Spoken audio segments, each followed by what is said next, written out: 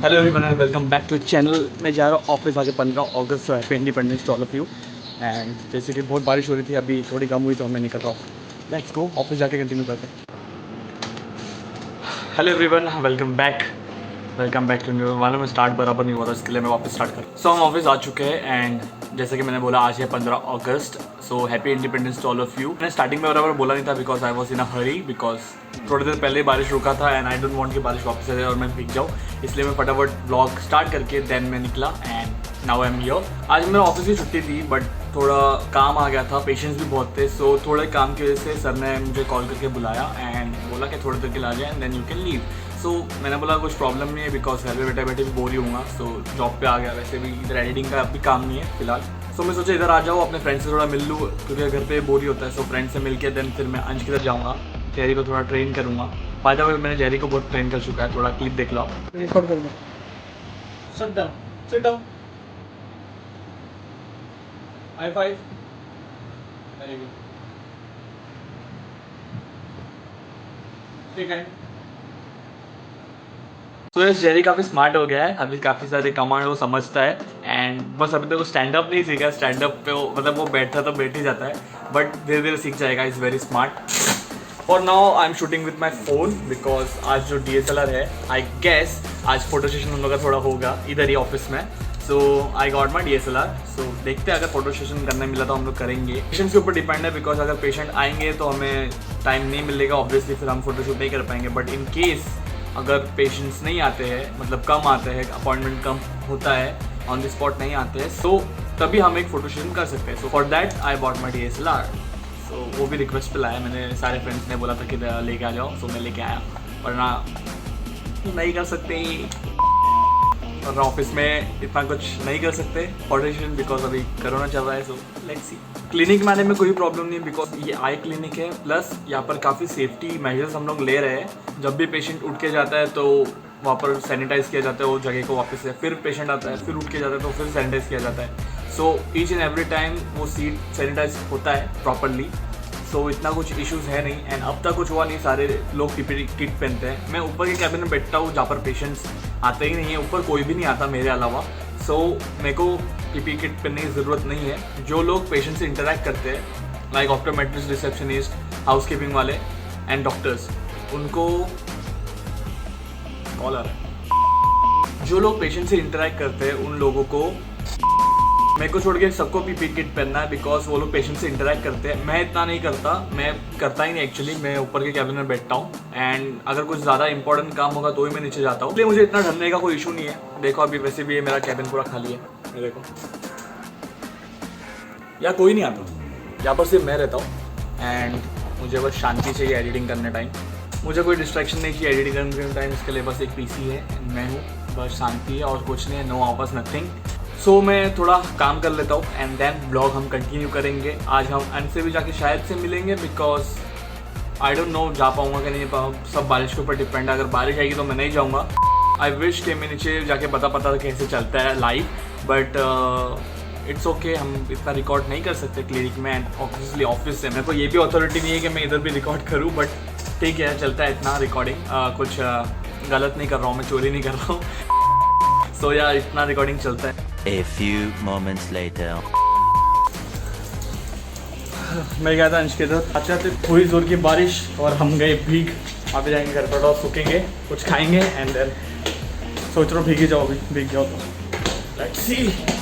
2 hours later.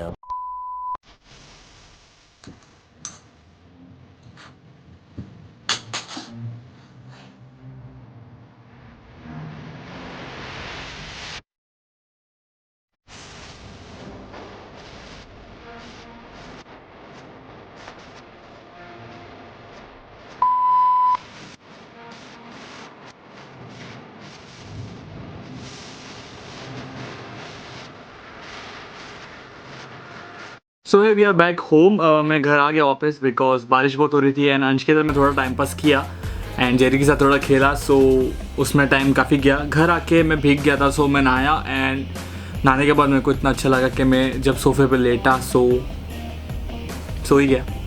सो अब उठाऊँ and vlog continue कर रहा हूँ। जैसे कि अपने टाइटल पढ़ा कि I was about to sell my bike. कुछ फाइनेंशियल प्रॉब्लम नहीं था।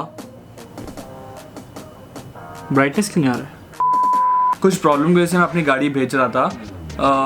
दो प्रॉब्लम की वजह से थे। एक तो मैंने कुछ प्लान किया है जो मैं अभी नहीं बताने वाला, एंड एक पर्सनल इशू है जो मैं कभी नहीं बताऊंगा। I was just planning to sell my bike, but सब कुछ हो चुका था, सब कुछ डील वील सब हो गया था। मेरे एक पहचान वाले के थ्रू मैंने डील करवाया था एंड वो काफ़ी कुछ डील करता है, सुपर बाइक्स में डील करते हैं वो। सो उनके थ्रू मैंने एक डील करवाया था एंड मुझे अच्छा खासा अमाउंट मिल रहा था। बट मेरे अंदर से एक आवाज़ आया कि नहीं जेश, मत बेच अपनी बाइक।